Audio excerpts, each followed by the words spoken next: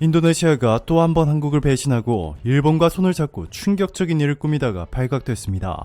최근 인니가 그동안 한국에 밀렸던 분담금도 갚기로 하는데 한국과 화해하는 제스처를 보여 드디어 인니가 정신을 차렸구나 생각했지만 한국을 안심시킨 뒤 더 큰 충격을 주려는 속셈이었습니다. 결국 제대로 열받은 한국이 비장의 카드를 꺼내들었습니다. 특히 삼성과 현대그룹의 행보가 눈에 띄고 있는데요. 한국 대기업 연합의 너무나도 강력한 반격에 인니는 난리가 나버렸습니다. 지금부터 이 놀라운 내용 최고 수익률에서 여러분들에게 전해드리겠습니다. 한국에서는 이미 배신의 아이콘으로 자리잡은 조코 위도도 인니 대통령.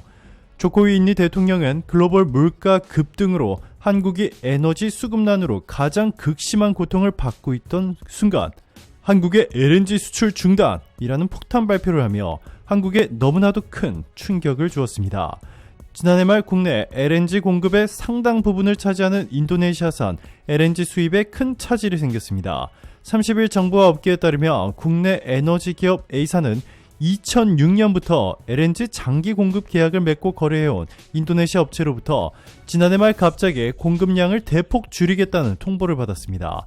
A사 측은 상황 해결을 위해 인도네시아에 상주하며 사태 해결에 매달렸지만 인도네시아가 내놓은 답변은 너무나 황당했습니다. 한국에 인도네시아에 자산을 줄 수 없다. 어이가 없죠. 천연가스 부국인 인도네시아가 지금처럼 고인플레이션에 물가가 폭등한 시기에 자신들의 위치를 이용해 한국을 공격하고 있는 것입니다. 더 심각한 것은 이렇게 한국을 배신하는 아이콘으로 자리잡은 조코위. 2014년부터 무려 10년이나 대통령을 해먹었는데 이번에 또 임기를 늘리려 하고 있습니다. 마우푸드 M대 인도네시아 정치법률안보 조정장관은 전날 기자회견을 통해 특정 정당과 단체들이 대통령 임기 연장을 위해 대선 연기 법안과 삼선 금지 헌법을 개정하는 작업을 추진하고 있다고 밝혔습니다.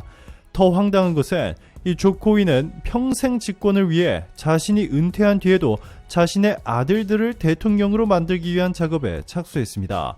조코 위도도 인도네시아 대통령의 두 아들이 내년 선거에서 각각 주지사와 시장에 출마할 것으로 보인다고 자카르트 포스트 등 현지 언론이 27일 보도했습니다.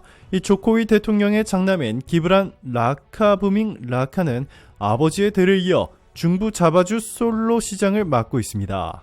그는 몸집을 키워 내년 2월에 있을 대통령 국회의원 지방자치단체장 선거에서 중부 자바주나 자카르타주 주지사에 나설 전망입니다. 이 조코위 대통령도 솔로 시장을 지낸 뒤 자카르타 주지사를 거쳐 2014년 대통령에 오르는 길을 밟았습니다.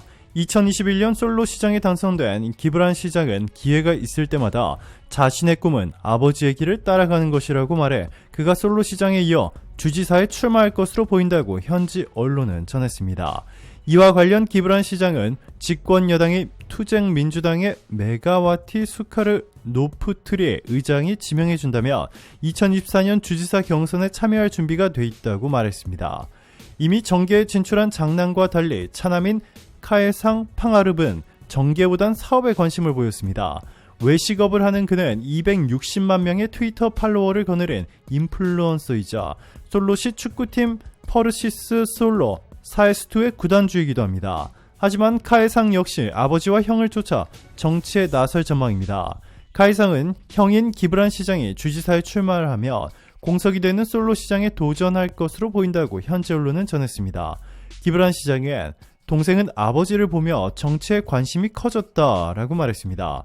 심지어 자신의 사위까지 인니 정치권에 진출시켜 자신의 세력을 확고히 하려 하고 있습니다. 장인 찬스라는 부정적인 여론이 터져나오고 있음에도 이 조코위는 두 아들에 이어 사위까지 인니 정권을 꽉 잡아 자신의 불멸의 정치를 할 수 있도록 만들고 있습니다. 이렇게 완전히 사실상 인니를 조코위의 나라로 만들어버리더니 본색을 드러내기 시작했습니다. 이 테슬라가 한국에 기가팩토리를 설치하려 하자 인니가 이를 가로챘는데요. 그 자세한 내용은 충격적이었습니다. 일론 머스크는 테슬라의 기가팩토리를 원래 한국에 지으려 했습니다. 머스크 CEO는 한국을 최우선 후보지 중 하나로 고려하고 있다라며 심지어 한국의 누리호가 엄청난 기술을 최근 보여주었다며 전기차 분야에서뿐만 아니라 스페이스X와 한국 우주산업의 기적을 만들어낼 것이라 전했습니다. 그런데 인니가 갑자기 끼어들어 테슬라의 기가팩토리를 낚아챘습니다.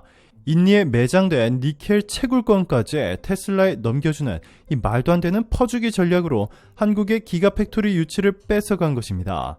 조코이 대통령은 이를 자카르타 대통령궁에서 진행된 로이터 통신과 인터뷰에서 테슬라의 세금 감면부터 니켈 채굴권 등 다양한 인센티브를 제공하기로 했다며 테슬라가 한국이 아닌 인니의 기가팩토리를 세우기로 했다고 동네방네 떠들고 다니고 있습니다.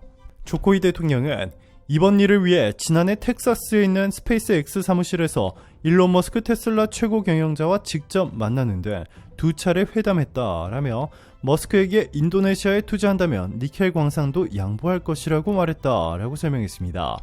그는 인도네시아가 전기차 배터리의 핵심 원료에 니켈 생산량 1위 국가이고 인구 4위의 거대한 시장을 갖고 있어 기가팩토리를 유치하려는 다른 나라들보다 우위에 있다며 전기차 생산 전에 차량용 배터리 공장부터 시작한다고 해도 괜찮다라고 말했습니다. 한국의 현대차는 인니에 진출해 인니 현지인들을 최대로 많이 고용하고 인니 현지 기업들과 상생을 위해 온갖 노력을 하고 있음에도 해마다 막대한 이익을 인니에 한 푼도 남기지 않고 일본으로 모조리 가져가고 있는 토요타에만 특혜를 주어 논란이 커지고 있습니다. 이 말도 안 되는 규모의 세금 감면은 물론이고 심지어 토요타를 위한 전용 도로 등 인프라까지 주는 이 상상 초월의 특혜를 주고 있습니다. 한국 기업들은 감히 상상도 못한 수준으로 말이죠. 결국 한국 기업들이 칼을 빼들었습니다. 인니의 본때를 보여주기 위해 인니에서 투자를 철수해버린 뒤에 일제히 필리핀으로 향하기 시작한 것인데요.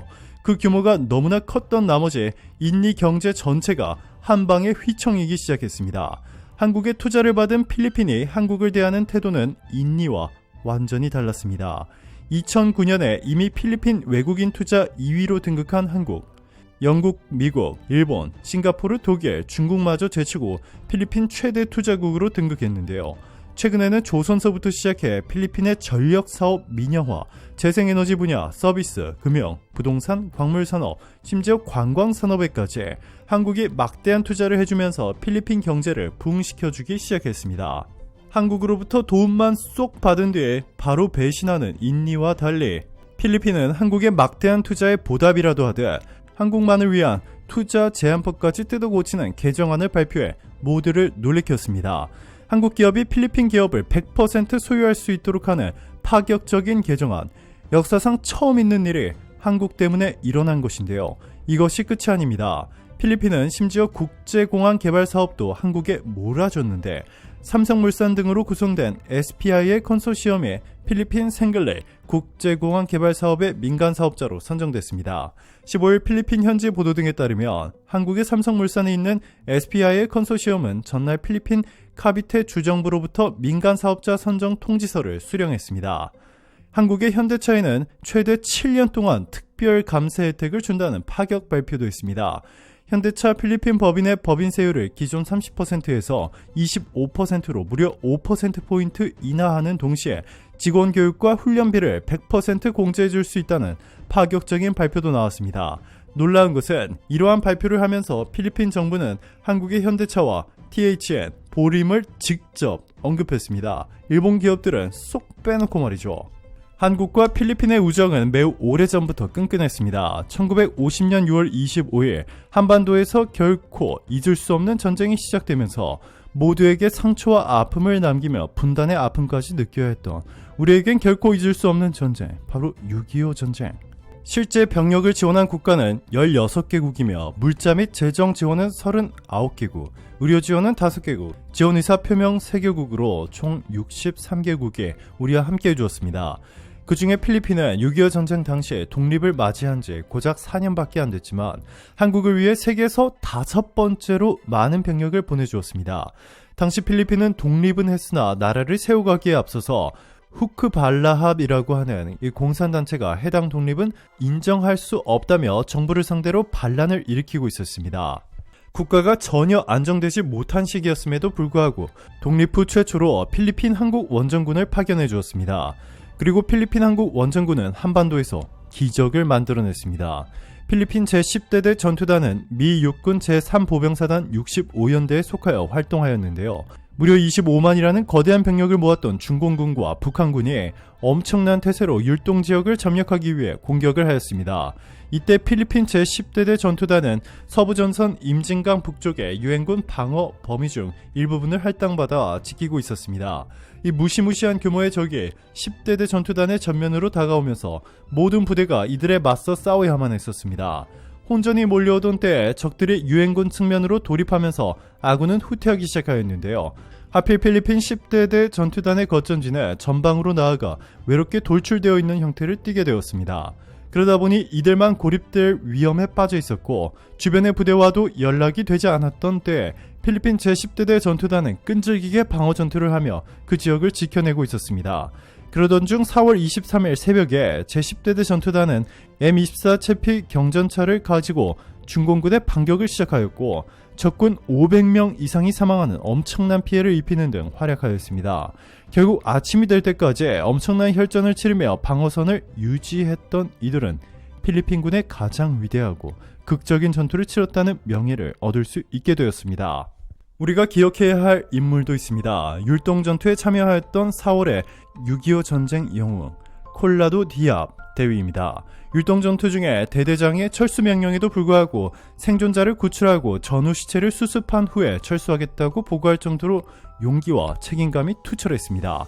고지를 탈환한 이후 동료 2명을 구출하고 전사한 부대원의 시체를 수습하여 철수를 시작하던 중 안타깝게도 그는 적의 저격탄에 맞아 숨을 거두었습니다. 결국 그는 대한민국으로부터 태국 무공훈장을 수여받았는데요. 이로부터 무려 70년이 지난 2023년에 인니의 뒤통수에 심대한 타격을 입은 한국을 위해 또 한 번 과감한 결단을 내려주었습니다. 오늘도 감사합니다. 최고로 멋진 하루 보내시길 바랄게요.